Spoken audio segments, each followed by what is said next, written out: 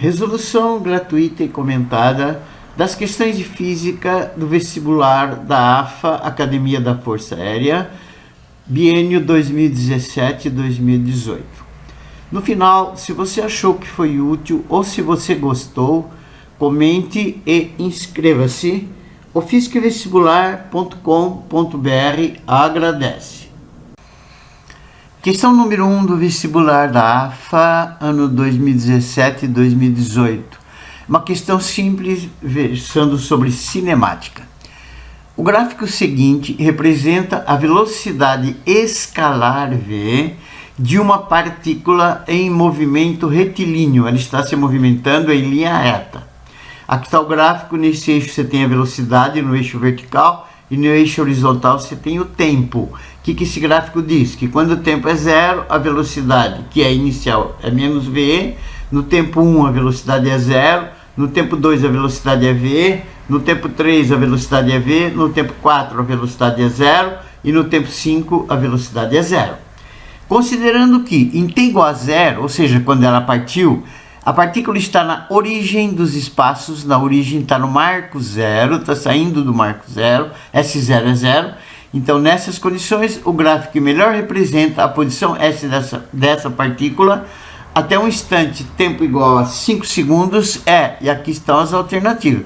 Então, veja bem um detalhe importante. Ele está dizendo aqui que a partícula, no tempo zero, ela partiu da origem dos espaços, do marco zero, quando o S0 é zero. Então, você vê nas alternativas, essas curvas ou retas que aparecem aqui nas alternativas tem que sair do marco zero. Por quê? Porque ela partiu do marco zero pelo enunciado. Então, saiu do zero, saiu do zero, saiu do zero, saiu do zero. Todas, nesse quesito, todas estão corretas. Se tivesse alguma que não partiria do zero, então você já anularia. De qualquer maneira, essas daqui são as alternativas e nós vamos analisar uma por uma e ver qual é a correta. Na resolução desse exercício, se você usar o processo inteligente, tá? Você vai ver que não é preciso fazer cálculo, basta apenas você fazer uma observação, uma comparação muito bem feita, muito bem detalhada do gráfico fornecido, que é esse, com as alternativas. Só comparando isso, você vai conseguir descobrir qual a alternativa correta, sem precisar colocar as equações do movimento. Então, veja bem.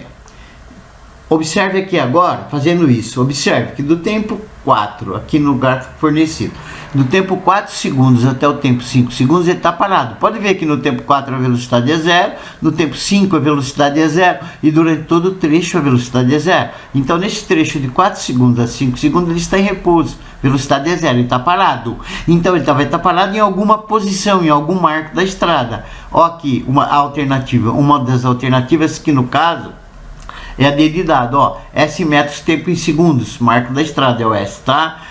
Do tempo 4 segundos aos 5 segundos, veja bem, ele está parado no marco 1,5 V. No tempo 4 ele está parado no marco 1,5 V. No tempo 4,5 ele está parado no marco 1,5 V. No tempo 5 ele está parado no marco 1,5 V. Portanto, esse trecho de 4 a 5 aqui é equivalente a esse aqui. Só baseado nisso aqui, esse aqui tem que ser uma reta paralela ao eixo tempo, tá? E se você analisar as alternativas, você vai ver que a única alternativa que satisfaz é essa daqui, é a D. As outras são todas retas inclinadas. Muito bem. Então você já marcaria a alternativa D e fica por aí mesmo, tá bom? Mas se você quiser aprofundar mais, vamos analisar aqui um pouquinho, só para você dominar um pouco mais. Veja bem, do tempo 0 até o tempo 1, o movimento é retrógrado. Pode ver aqui, nesse gráfico fornecido da velocidade. Aqui esse movimento é retrógrado. O que significa isso? Que a velocidade é negativa. O que significa isso? Movimento retrógrado, velocidade negativa, quer dizer que ele está se movimentando no sentido dos marcos decrescentes. Então ele vai andando na estrada e os marcos vão diminuindo.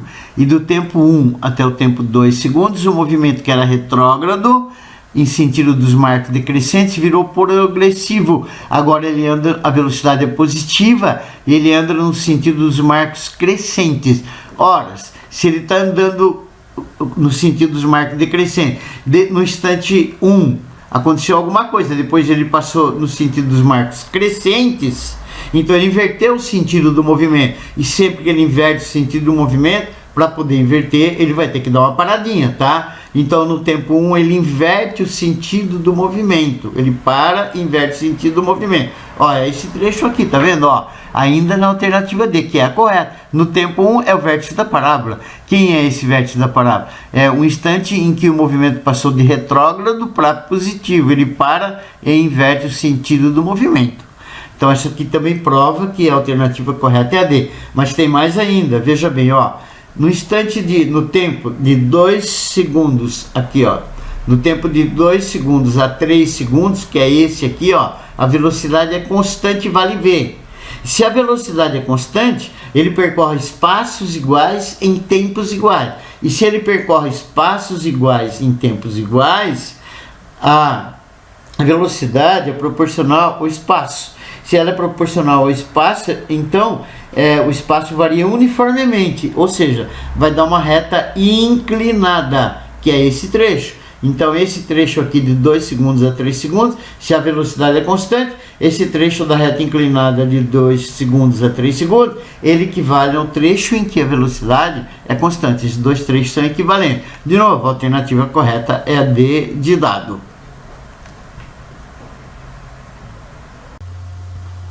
Questão número 2 da biênio 2017-2018. Em muitos problemas de física, desprezam-se as forças de resistência ao movimento. Entretanto, sabe-se que na prática, essas forças são significativas e muitas vezes desempenham um papel determinante.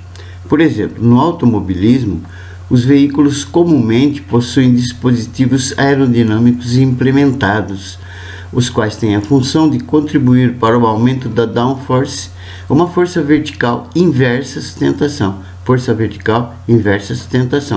que busca incrementar a aderência dos pneus ao asfalto através de um acréscimo da carga normal, permitindo que o veículo possa realizar as curvas com uma velocidade maior do que o faria sem esse dispositivo.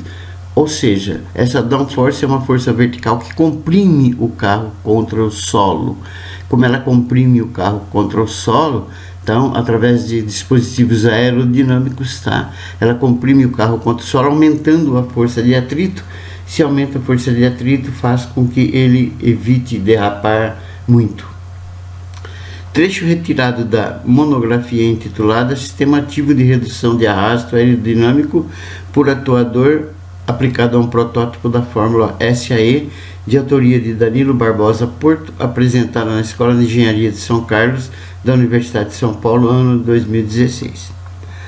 Para avaliar o papel da downforce, considere um carro de Fórmula 1 de massa M maiúsculo. Então, um carro de Fórmula 1, massa M maiúsculo, realizando uma curva, então ele está efetuando uma curva, claro que de raio R, em determinada pista plana. Ao se desprezar completamente os efeitos produzidos pelo seu movimento em relação ao ar, então despreze-se o atrito com o ar. Mas considerando o atrito entre os pneus e o asfalto, então entre os pneus e o asfalto tem atrito, o carro consegue fazer a curva sem derrapar com uma máxima velocidade V. Ou seja, se ele tiver uma velocidade acima de V, ele derrapa. Porém, ao levar em conta especificamente a atuação da downforce, desconsiderando a força de arrasto, ou seja, o atrito com o ar, a velocidade máxima V' do carro, é o que ele está pedindo, nessa mesma curva de mesmo raio, muda em função desse D. Esse D é o valor da downforce que está comprimindo o carro, tá? Que está aplicando sobre o carro, além da normal. Nessas condições, o gráfico que melhor representa a relação V', que é a velocidade que ele tem com downforce, sobre V, que é a velocidade que ele tem sem downforce, em função de DE. Então aqui estão os gráficos, tá vendo? Você tem esse eixo V' sobre V, e aqui o D, que é a downforce. E aqui estão as alternativas. Muito bem. Para resolver esse exercício, nós temos que estudar, claro, que ambos os casos, tá? o caso em que não tem downforce e o caso que tem a downforce. Então primeiro vamos começar caso sem a downforce. Observe as forças da figura abaixo. Então está aqui um desenho que eu peguei do fisicavestibular.com.br, um carro efetuando a curva, não tem downforce, tá? Então ele está efetuando a curva, tem a normal, ele tem um peso vertical para baixo, essa pista é plana, tá? Então o peso vertical para baixo, ele empurra o chão para baixo, a pista reage nele para cima com a normal. Como ele não sobe nem desce, a normal anula o peso. Em todo movimento circular sempre tem uma força. Se o movimento é curvo, sempre vai ter uma força dirigida para o centro da circunferência, que é denominada de força resultante centrípeta. Só que nesse caso, essa força resultante centrípeta é a força de atrito entre os pneus e a pista. Ou seja, quando ele está efetuando essa curva, o carro tenta empurrar a pista para a esquerda. Os pneus do carro tentam empurrar a pista para a esquerda. Pelo princípio da ação-reação, tá? A pista reage sobre os pneus do carro, ou seja, sobre o carro, com uma força, nesse caso aqui, para a direita, que é a própria força de atrito que evite com que ele derrape. Então, nessas condições, a força resultante centrípeta é a própria força de atrito. Vamos agora analisar as características da força resultante centrípeta. A força resultante centrípeta é uma força que surge sempre que você tem um movimento circular, qualquer tipo de curva. E ela tem as características que ela sempre tem a intensidade dela, que é Fc é mv² sobre R, onde Fc é a intensidade da força resultante centrípeta, m é a massa do carro, V é a velocidade do carro ao quadrado e o raio R é o raio da circunferência. No sistema internacional, a força centrípeta é medida em newtons, a massa em quilograma, a velocidade em metros por segundo e o raio em metros. Ela tem direção radial, em todos os pontos ela está sempre em cima do raio e é dirigida sempre para o centro da circunferência. Esse é o sentido dela. Então a intensidade dela é mv² sobre R. A força de atrito, a intensidade da força de atrito é μ vezes a normal. Então, Fat é a força de atrito, μ é o coeficiente de atrito, no nosso exemplo do carro, é de escorregamento entre os pneus e a pista, e N é a reação da pista sobre o carro. O carro comprime a pista e a pista reage sobre o carro como a normal, vertical e para cima. Então essa é a expressão do Fat, o módulo dela é Fat sem a setinha, μ vezes N sem a setinha. Essa é a expressão da força de atrito. Muito bem, como nós já vimos lá anteriormente, essas duas forças, elas são iguais. Se elas são iguais, então aqui está a resultante centrípeta, mv² sobre R, minúsculo ou maiúsculo é o raio da circunferência, μ coeficiente de atrito, N é a normal, força trocada entre o carro e a pista. Isolando o V², ele vai ser μnr sobre M, tirando a raiz, V vai ser raiz quadrada de μ, coeficiente de atrito entre os pneus e a pista, N é a normal, R é o raio da circunferência e o M é a massa do carro. Quem é isso aqui? É a expressão da velocidade sem o downforce. Essa é a máxima velocidade com que o carro consegue efetuar a curva sem derrapar e sem o downforce. Aí vamos analisar agora a velocidade com o downforce. O downforce é uma força, porque o carro tem umas determinadas aerodinâmicas, aerofólio e mais outras aerodinâmicas que comprimem o carro contra o solo, forçando o carro, forçando a compressão entre o carro e a pista, fazendo com que, nesse caso, a força de atrito aumente. Então, essa downforce é uma força que é o inverso da sustentação, ou seja, ela aponta na direção da normal. Então, veja bem, nesse caso aqui você já tem a normal, e quando ele faz a curva com o downforce, o aerofólio e a aerodinâmica, devido ao ar, comprime o carro contra o solo, aplicando uma força extra que nós chamamos de D. Essa força D é o downforce, e o módulo dela é D. Então, nesse caso, com downforce para cima, você tem o D, o downforce, mais a normal. essas duas forças vão ser somadas agora com o downforce. Sendo assim, para calcular a velocidade com downforce, a nova força, tá? Vertical e para cima, ela vai ter intensidade N mais D. Então, o que nós fizemos? Nós viemos aqui na anterior, nós apenas substituímos esse N, que é normal agora, tá? Porque a situação é a mesma, apenas no lugar da normal, você vai ter a normal mais o downforce.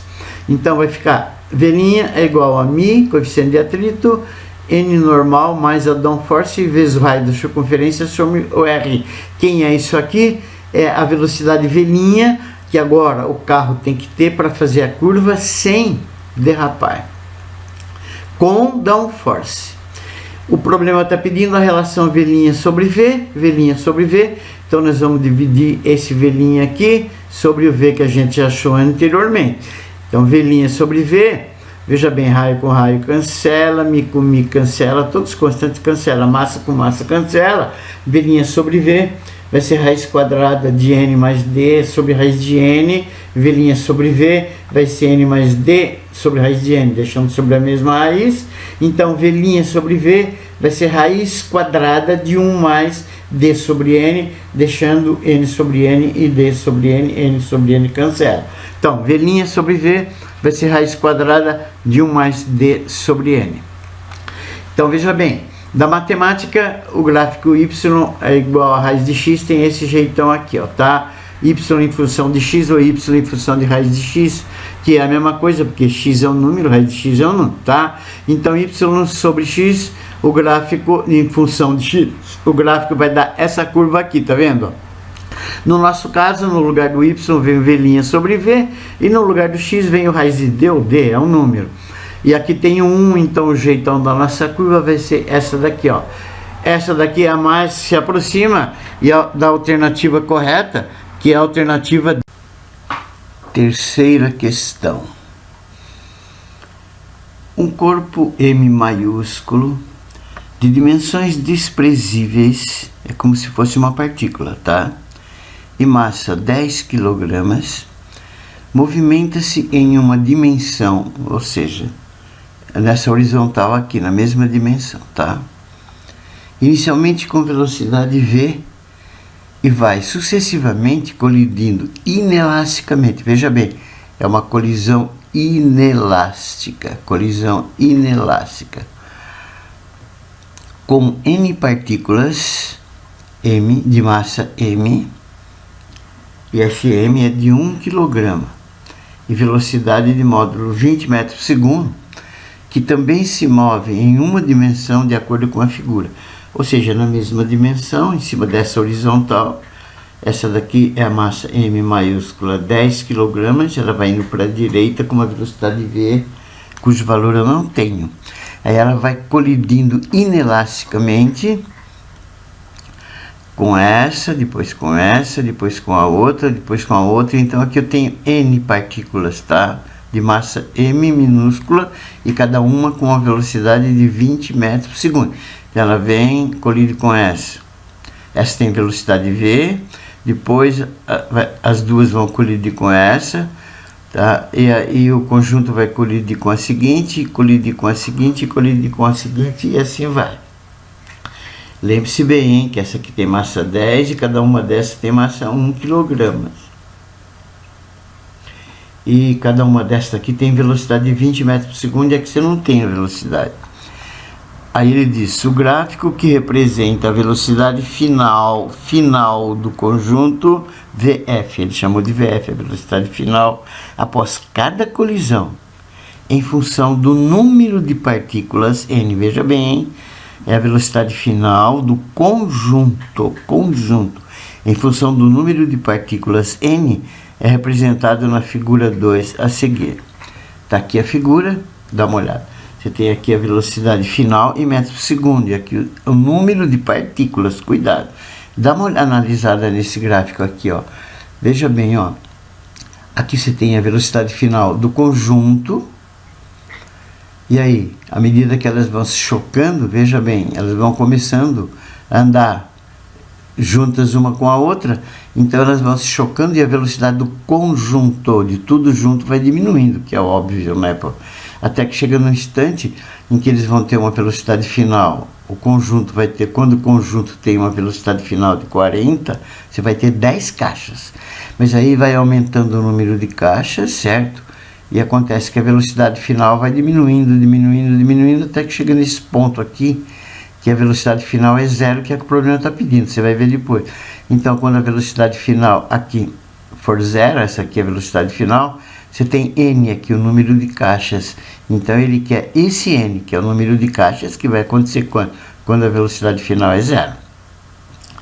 Então, desconsiderando as forças de atrito, então a gente despreza o atrito e a resistência do ar sobre o corpo, sobre os corpos e as partículas. A colisão de ordem N0, tá? Que vocês vão ver que na resolução a gente chamou de N, tanto faz. A colisão de ordem N, que seria essa daqui, ó, na qual a velocidade do corpo resultante, todo o corpão M, mais as N0 ou N partículas, se anula, tá? Então, tudo junto, então vai chegar uma hora que a velocidade vai ser zero. Ele quer saber esse N aqui, quantas partículas o corpo, quanto o corpo emão mais as outras partículas, tá? De massa eminham, tá? Quantas colisões, ou seja, qual vai ser o número N de partículas que você vai ter aqui, de colisões que você vai ter quando a velocidade for zero. Aí ele dá aqui as alternativas. Muito bem, veja, nós temos choques agora, tá? A caixa grande de massa 10 kg e velocidade V desconhecida, se chocando com todas as caixas, N caixas pequenas, de massa 1 e velocidade 20, indo para a esquerda, e a grande está indo para a direita. Então, em todos os exercícios que envolvem choques, colisões, você sempre vai utilizar a conservação da quantidade de movimento, que diz que em todo sistema conservativo, a quantidade de movimento inicial deve ser igual à quantidade de movimento final. Isso acontece quando? Por quê? Porque quando você tem choques, colisões, disparos, o fenômeno é muito rápido, a interação é muito rápida. Então você pode desprezar a influência das forças internas, das forças externas, perdão, utilizando só as forças internas. Então, nessas condições, a quantidade de movimento do sistema de tudo antes da colisão, do choque, é igual à quantidade de movimento do sistema depois da colisão, depois do choque. A quantidade de movimento, a expressão matemática dela é Q, que representa a quantidade de movimento, M é a massa do corpo de um deles, que faz parte do sistema, vezes a velocidade desse corpo que faz parte do sistema. Q é a quantidade de movimento no sistema internacional, medida em quilograma, metros por segundo. M é a massa do corpo em quilograma no sistema internacional. E V é a velocidade desse corpo em metros por segundo no sistema internacional. Então, veja bem, o que nós vamos fazer agora? Nós vamos analisar o exercício e vamos calcular a quantidade de movimento do sistema antes, a inicial. Qual é a situação inicial? Essa que está aqui no desenho. Olha bem aqui, ó. Você tem a quantidade de movimento da caixa maior, que é MV, tá? M é a massa da caixa maior e V é positiva, é a velocidade da caixa maior, que como ela está indo para a direita é positiva. Então eu já substituí o M, que é a massa da caixa maior, por 10. Então vai ficar 10 vezes V, onde V é a velocidade inicial da caixa maior, porque nós estamos se referindo aqui à quantidade de movimento inicial. Então no início também você tem N caixas indo para a esquerda. Veja bem, sempre que está indo para a esquerda, a velocidade é negativa, está contrário, tá? A velocidade é negativa, então o que você vai ter? Você vai ter a quantidade de movimento dessas N caixas, que é? É N vezes a massa de cada caixa e vezes a velocidade menos 20 de cada caixa. Então, o que eu achei aqui, ó? Menos NMV, já joguei o sinal dessa velocidade negativa para cá, tá? Fica menos N. Então, você vai ter menos N, que é o número de caixas, vezes M, que é a massa de cada caixa, vezes menos V, ou V, que no caso é 20, que é a velocidade de cada caixa negativa. Então, você vai ter, inicialmente, quantidade de movimento inicial vai ser quantidade de movimento da caixa maior mais a quantidade de movimento das N caixas menores. Substituindo os valores, você vai ter quantidade de movimento inicial. Vai ser 10 vezes que a velocidade, que a massa da caixa maior é 10 vezes a velocidade inicial da caixa maior que você não tem, mais N, que é o número de caixas, vezes 1, que é a massa de cada caixa, vezes menos V, que é a velocidade negativa de cada caixa, porque ela está indo para a esquerda. Então a quantidade de movimento das N caixas totais vai ser 10V de tudo, né? De todo o sistema inicial, 10V menos 20N. Então quem é 10V menos 20N, menos 20N, guarda aqui, ó, é a quantidade de movimento inicial do sistema de tudo, todas, tá? Da maior e das N menores. Muito bem, agora o que nós vamos fazer? Nós vamos continuar o exercício, voltando lá no enunciado, nós vamos ver que o choque é fornecido, que o choque é inelástico. Então você tem que saber que em todo choque inelástico, a dissipação de energia é máxima. Existe máxima dissipação de energia. E se a dissipação de energia é máxima, o coeficiente de restituição é nulo. E após o choque, nesse caso, guarda bem, todo choque inelástico, após o choque, todos os corpos se juntam e se movem unidos e sempre com a mesma velocidade. Choque inelástico, após o choque, todos os corpos estão se chocando, eles se unem como se fosse um único corpo e se movem juntos, unidos com a mesma velocidade. Não importa o tipo de choque, elástico, inelástico, perfeitamente elástico, parcialmente elástico, não importa. Qualquer tipo de choque que você analisar, a quantidade de movimento do sistema sempre se conserva. Ou seja, a quantidade de movimento do sistema inicial, que é antes do choque, tem que ser igual sempre à quantidade de movimento do sistema final depois do choque. Então agora vamos analisar depois do choque. Como o choque é inelástico, olha um desenho para você entender melhor aqui, ó. Todas as caixas estão se movendo com a mesma velocidade, tá? Então, essa aqui é a velocidade final, que no caso é fornecida pelo gráfico. Então, a quantidade de movimento final, então eu considerei todas as N caixas e mais a massa M como um corpo só se movimentando com uma velocidade VF. Então, eu somo todas as massas. Somando todas as massas, eu vou ter a massa do maior mais N vezes a massa de cada pequenininha, tudo isso vezes a velocidade final. Quem é isso? É a quantidade de movimento do sistema de tudo, quando? Final, depois do choque. Portanto, VF é a velocidade final, que é a mesma para todos os blocos. Então, substituindo o EMAL, nós substituímos por 10, que é a massa da caixa maior, tá? A massa de cada uma menor é 1, N é o número de caixas, e V é a velocidade final de tudo.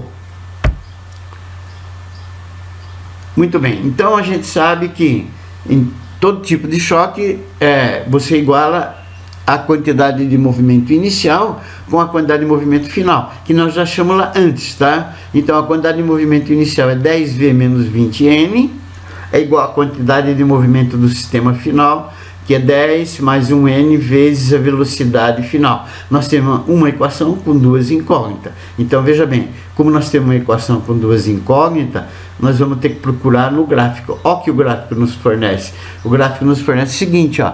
Inicialmente a velocidade final é essa. À medida que vai havendo choques, as caixinhas vão se acoplando nas caixas maiores e a velocidade do conjunto vai diminuindo, até que vai chegar numa hora que quando você tiver 10 caixas, a velocidade final vai ser 40. Vai diminuindo, quando você tiver N caixas, tá? A velocidade final vai ser 0, esse N é o número de choques, de caixas que você está pedindo.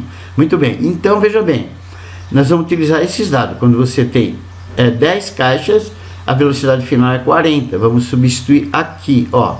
Substituindo aqui, vai ficar aqui, ó, 10 vezes V menos 20N é igual a 10 mais 1N vezes VF. Então, o que eu vou fazer? Eu vou substituir o N, tá? No nosso caso, o N não vou substituir, não. Nós não temos o N, perdão, tá? Então, vai ficar 10V menos 20N vai ser igual a 10 mais um NVF. Então veja bem, o VF no caso é 40, substitui o VF por 40. Aqui ó, VF 40, então a gente isolou o V aqui, tá vendo? Ó, ficou assim, né? Então o que que eu fiz? Eu substituí o VF por 40, então vai ficar aí o N por 10, porque quando a velocidade final é 40, a gente tem 10K. Então vai ficar 10 mais 1 vezes 10, o N por 10, o VF por 40, mais 20N, tá? O N eu substituí de novo por 10 sobre 10. Então ficou assim. Efetuando esses cálculos, a gente vai descobrir que a velocidade V é de 100 metros por segundo. O que que nós achamos? Guarda bem, a velocidade inicial da maior, que a gente não tinha ainda, que tem massa de 10 kg. Então achamos a velocidade inicial da maior. Agora sim, nós temos uma equação com uma incógnita. Substituindo o VF aqui, tá certo? Que a gente já tinha nessa equação, tá? O VF por esse V por 100, então vai ficar 10 vezes o V 100 menos 20N é igual a 0. Por que 0? Porque o problema está dizendo, eu substituí o 10, tá? Aqui, o V por 100, que a velocidade final é 100, quando você tem 10 caixas, então vai ficar 10 vezes 100 menos 20 vezes o N, é o número de caixas quando? Quando a velocidade é 0, que é o que o enunciado está dizendo. Então, quantos choques, quantas colisões você vai ter quando? Quando a velocidade final é 0. Então, substitui o VF por 0 aqui, ó. 0 vezes tudo isso aqui, ó, vai dar 0. Tá? Então, quando você resolve isso, você vai ter isso vezes isso, menos 20N, vai ser igual a 0. Resolvendo, você vai descobrir que N vai ter 50 caixas. O que você descobriu? Você descobriu que nessas condições, no choque inelástico, depois do choque, quando a velocidade final for 0, você vai ter 50 caixas, tá? Para que a velocidade final de todo o sistema, da caixa grande e da caixa pequena, seja 0. Então você vai ter 50 caixas e a alternativa correta é a alternativa D de bola.